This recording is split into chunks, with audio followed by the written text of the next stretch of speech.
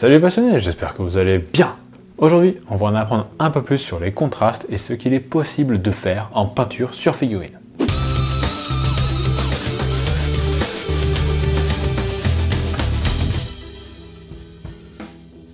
C'est très important de connaître les contrastes pour pouvoir au mieux les utiliser. Et ça permet de rendre vos figurines plus vivantes, plus attrayantes, plus jolies et plus agréables à regarder.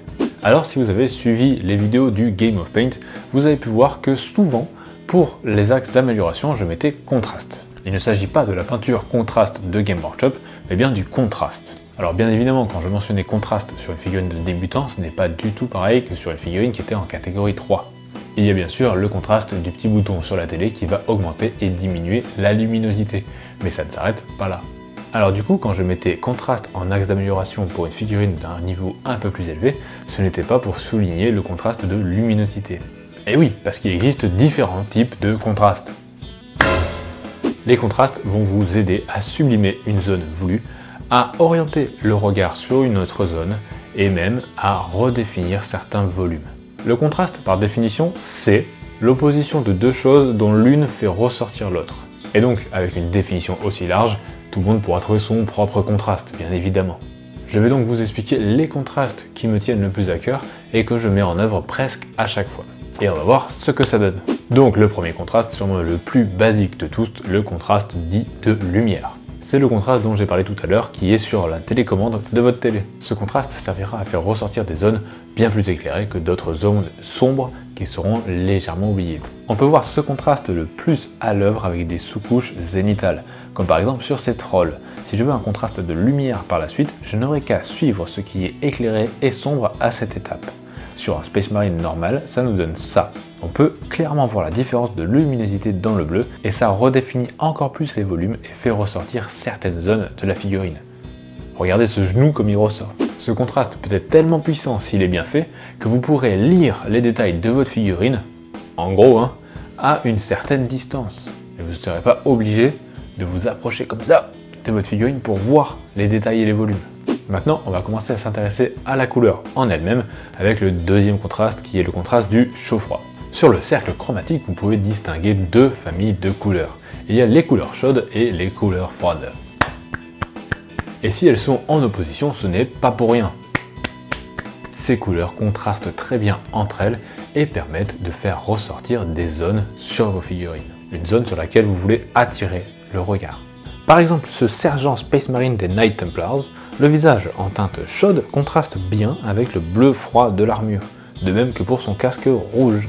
Puisqu'on vient d'évoquer le cercle chromatique, on va parler du troisième contraste qu'on va appeler le contraste de couleur, purement et simplement. Pour un bon contraste de couleur, vous n'avez pas forcément besoin de vous creuser la tête très longtemps. Vous prenez votre couleur sur le cercle chromatique, vous regardez en face, et cette couleur et les deux qui la touchent feront un très bon contraste pour votre couleur. La couleur directement opposée à votre couleur est la couleur dite complémentaire.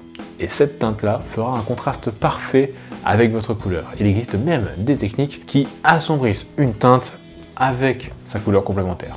Par exemple, les bolters des Dark Angel, ils sont rouges et c'est pas pour rien, c'est pour ce contraste-là.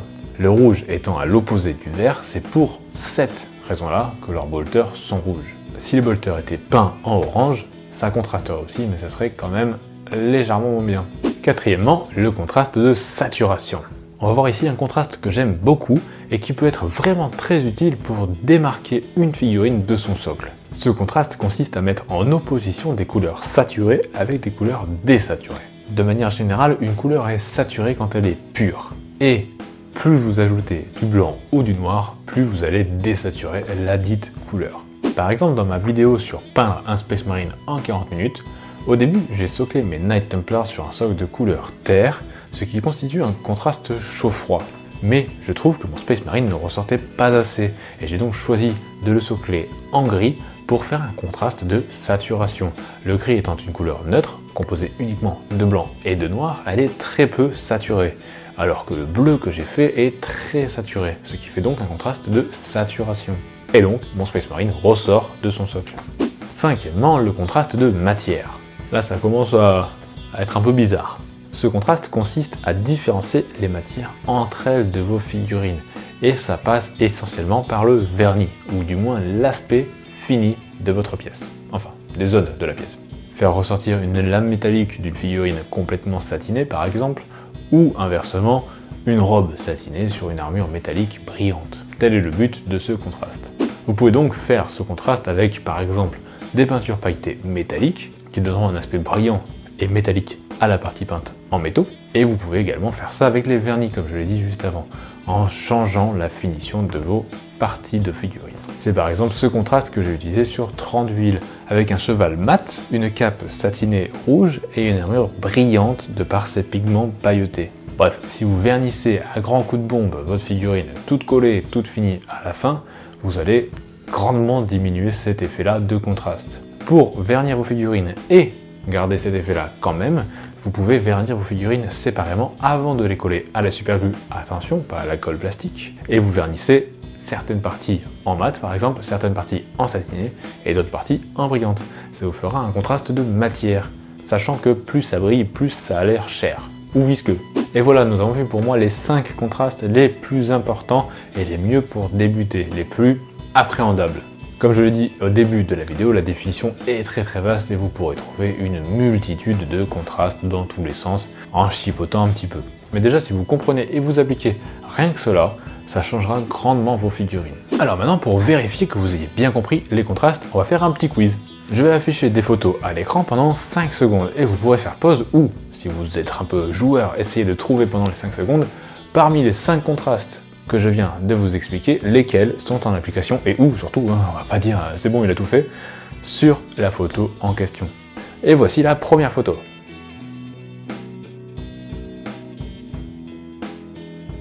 Ce Eldrake a un contraste de couleur entre le jaune et le rouge. Même si ce sont deux couleurs chaudes, elles sont plutôt éloignées sur le cercle chromatique.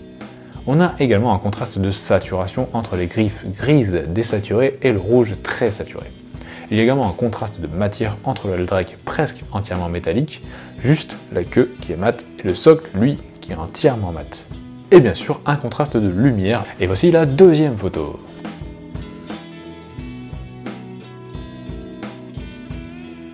Ce Shield Captain a un beau contraste de matière entre sa moto, son armure dorée brillante et ses gants, bottes en cuir satiné ou sa cape rouge mat par exemple. Il a également un contraste chaud-froid avec sa lance bleutée au bout et noire éclaircie au bleu tout du long. Bien évidemment, il a un contraste de lumière et un fort contraste saturé-désaturé avec son socle pour le faire ressortir de ce dernier. Il fallait qu'il soit plus fort pour ressortir mieux puisqu'il n'est pas directement collé sur le socle, mais séparé par une tige. Et enfin la dernière photo.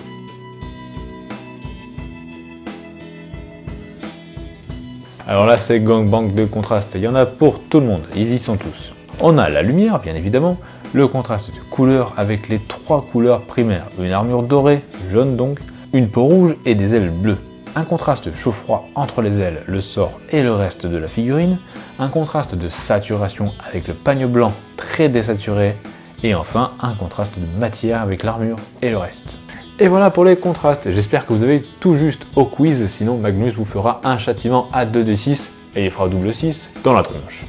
Ça vous apprendra à rater les quiz. Pour la photo communauté du jour, j'ai choisi le nain de Laurent Labessière. J'adore la barbe, c'est d'ailleurs pour ça que j'ai choisi cette figurine. Le travail est ouf, le socle est top, sans prendre le pas sur la figurine. Le tatouage sur la tête, c'est mucha joli. Et vraiment toute la figurine est propre et toute la peinture est vraiment super cool.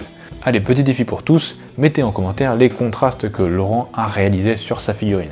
Et voilà, c'est tout pour aujourd'hui, j'espère que cette vidéo vous aura plu, j'espère que vous aurez appris quelque chose. Si c'est le cas, n'hésitez pas à lâcher un petit pouce bleu, à commenter la vidéo pour le contraste de Laurent ou si vous avez des questions ou pas, ou pour me dire que c'est bien, enfin commentez quoi, c'est sympathique.